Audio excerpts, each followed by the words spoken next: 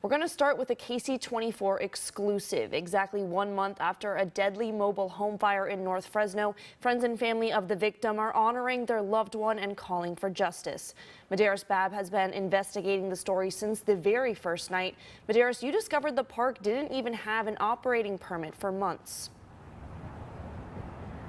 That's right, Liv. Through my investigation, I did discover that the park's permit to operate was suspended indefinitely back at the beginning of the year. And tonight, family members of the victim honoring the hero's sacrifice and say it's a wake-up call to get the park cleaned up. And you know, he was my only son, my only child. And you don't have your kids die before you. Just not right. Balloons rose high in the sky in front of the Trails End Mobile Home Park as Sharon Richardson and other family members paid tribute to 56-year-old Ron Richardson. Sharon tied a letter to the balloon addressed to her son. It read, "Forever in my heart, always on my mind. Love, Mom." Signs in the background remember the fallen hero who died on April 29th in a two-trailer fire. On that night, Richardson rushed into the inferno and saved a handful of people, but he never escaped.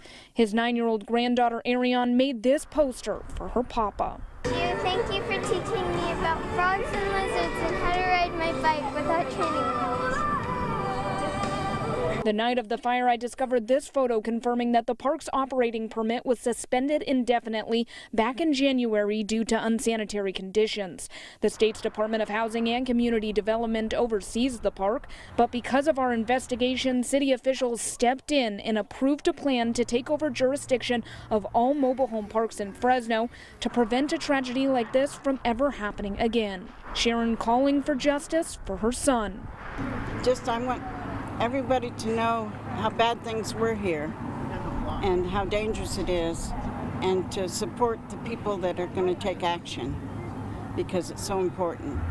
We don't need anybody else dying. The family has set up a GoFundMe link to help pay for Ron's funeral expenses. You'll be able to find that on our website, yourcentralvalley.com. And even though the city has approved the ordinance to take over jurisdiction of the mobile home parks, it will still have to be cleared by the state. Reporting live from Fresno, Medeiros Babb, ksee 24, local news that matters.